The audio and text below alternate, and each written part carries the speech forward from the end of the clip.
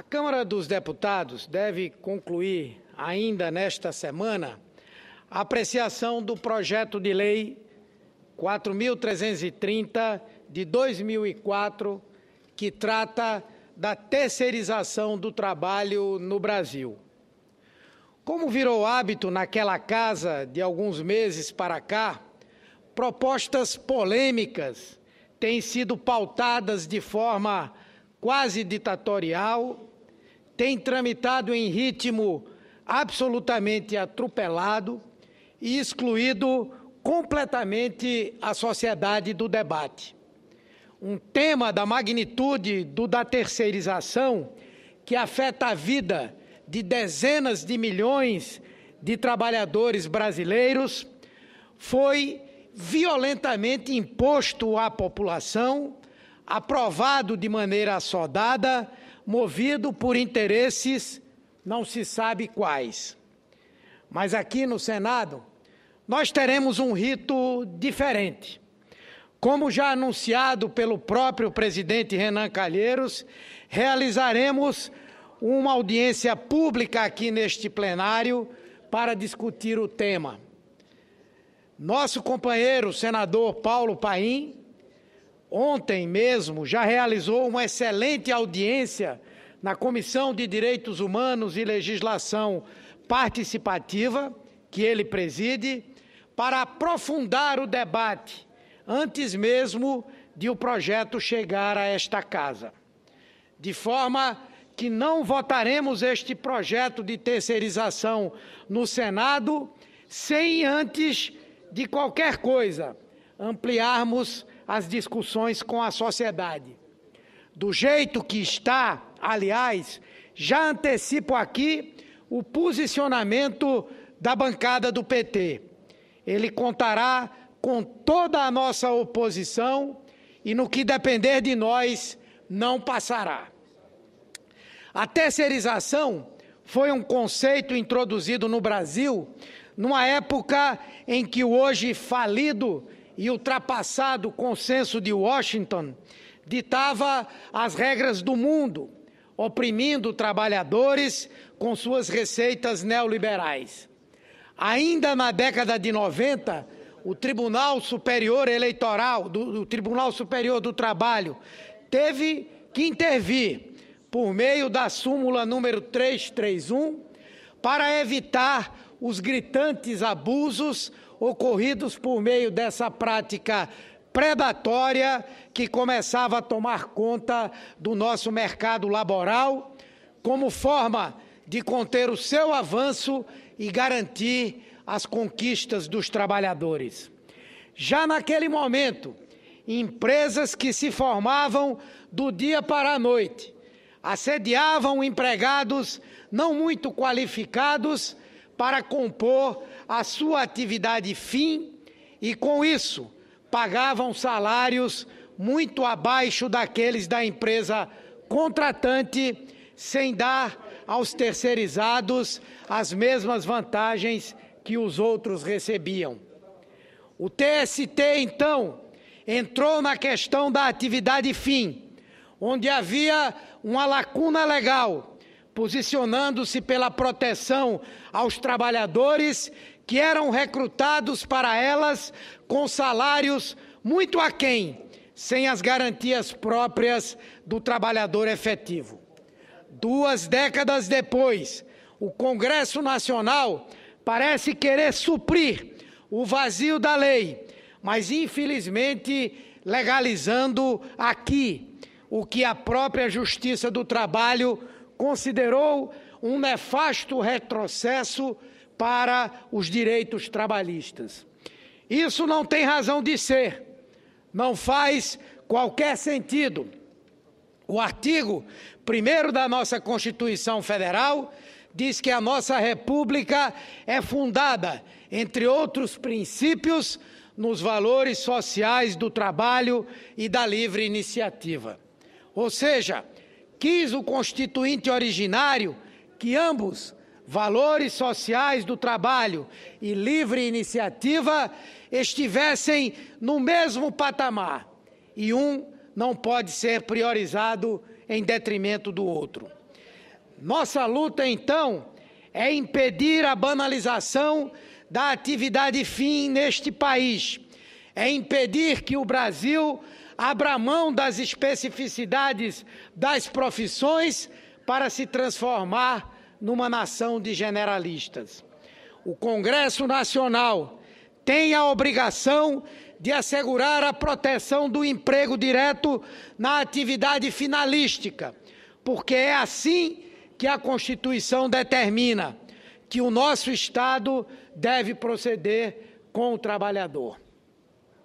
O Estado brasileiro, que desde 1934 passou a constitucionalizar os direitos fundamentais dos trabalhadores, tornou-os cláusulas pétreas pela Carta de 88, quando os considerou direitos essenciais ao próprio regime democrático. E ao fazer isso, a Constituição de 1988 deu a nós, legisladores ordinários, uma missão muito clara. Ela nos disse: melhore a condição social do trabalhador, institua novos direitos e incremente os direitos atuais, porque o desejo constitucional é de que a sociedade brasileira seja uma sociedade livre, justa e solidária. Ora, como é que agora pode a Câmara dos Deputados aprovar uma proposta que coloque os trabalhadores brasileiros de joelhos, que leve o Brasil a dormir em 2015 e acordar no início da década de 40, antes da própria CLT? O nosso regime constitucional de proteção social do trabalhador está fundado no pilar da proteção temporal, que pretende que a relação de emprego se estenda o máximo de tempo possível, e para isso nós temos uma série de direitos assegurados, como FGTS, aviso prévio proporcional, aposentadoria vinculada à contribuição por tempo de serviço. E no pilar da proteção espacial, que pretende a máxima integração do trabalhador à vida da empresa, como, por exemplo, o direito à participação nos lucros e resultados. Se implantamos a terceirização no país, esses pilares estarão sendo destruídos, porque não haverá FGTS, aviso prévio, porque uma empresa de terceirização não divide lucros e resultados. Ela retira as suas vantagens financeiras exatamente da diferença entre o valor que cobra pelo serviço prestado e o valor que paga ao capital humano empregado no serviço. Ou seja, quanto maior essa diferença, quanto mais achatar salários, maior a sua margem de lucro. A terceirização, então, desfigura esse regime de emprego protegido constitucionalmente. Ela institui um regime paralelo de emprego precarizado que dispersa a organização sindical, inviabilizando acordos e convenções coletivas, e fulmina direitos fundamentais dos trabalhadores a partir do estímulo à ruptura da relação de emprego, à qual diversos benefícios, como férias proporcionais, estão vinculados. Hoje, temos em torno de 13 milhões de terceirizados no país, e dados do DIEESE demonstram que esses trabalhadores estão sujeitos a um nível muito superior de doenças e de acidentes de trabalho do que os não terceirizados. No setor de distribuição de energia elétrica, por exemplo, 238 trabalhadores morreram vítimas de acidentes entre 2006 e 2008 no Brasil, dos quais 80% eram terceirizados.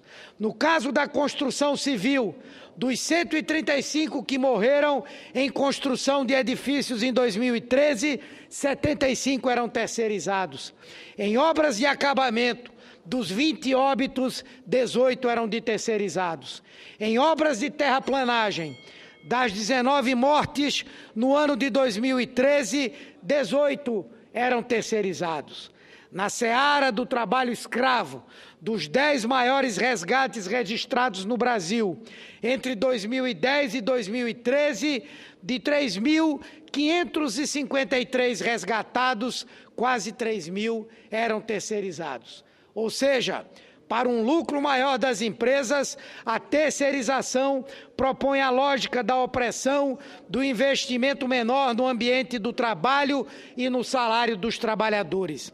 Portanto, ela promove diretamente redução de segurança e de bem-estar, bem como de achatamento de remunerações dos terceirizados, que recebem, em média, segundo o DIEESE, 27,5% menos do que o trabalhador médio. Não há, desta maneira, qualquer negociação que possamos abrir relativa à terceirização. Vou concluir, senhora presidenta. Relativa à terceirização da atividade fim das empresas. Ou ela sai do texto do projeto, ou nós votaremos contra ele. Nem a terceirização da atividade meio, uma reivindicação, como disse aqui, da década de 90, pode ser considerada como uma pauta pacífica, uma vez que esses terceirizados seguem em situação de notória desvantagem em relação aos empregados diretos. Imagine, então, terceirizar a atividade fim. Isso seria ceder à absoluta precarização das relações de trabalho, a submissão total do valor do trabalho ao desejo do lucro pelo lucro e a superexploração do trabalhador como solução para o problema econômico. Aplicada a regra para empresas estatais, sociedades de economia mista e empresas públicas, ela também acabaria, vejam as senhoras e os senhores, com o regime de concurso público. Não podemos dar maior lucro e maior produtividade às empresas, subtraindo direitos dos trabalhadores. Esta é uma fórmula que já foi aplicada e experimentada, e tudo que ele conseguiu provar foi que é ineficaz, eficaz apenas em disseminar miséria e ampliar a desigualdade social. O PT não aceitará e não admitirá esse retrocesso democrático no Brasil. Nessa luta, contamos com uma série de expressivos segmentos sociais, como os sindicatos, a OAB, a Justiça e o Ministério Público do Trabalho. O trabalho é uma categoria constitucional de inclusão e, dessa forma, este Congresso Nacional não pode flexibilizar leis que garantem esse sistema de proteção e legislar para enfraquecer a nossa prática constitucional em termos de direitos fundamentais. Estou concluindo, senhora presidenta, contribuindo para um processo de marginalização dos trabalhadores. Muitos absurdos já foram, em alguma época da história, considerados legais nesse país. A escravidão já foi legal. A sonegação de direitos às mulheres já foi legal. A pena de morte já foi legal. A legalidade não é uma construção. A legalidade, então, é uma construção de poder, não é uma questão de justiça. Cabe, então, ao Congresso Nacional o dever cívico de evitar que a aberração em que se constitui esse projeto da terceirização seja legalizado no Brasil. Peço desculpas a Vossa Excelência, senhora presidenta, e agradeço pela tolerância. Muito obrigado a todos e a todas.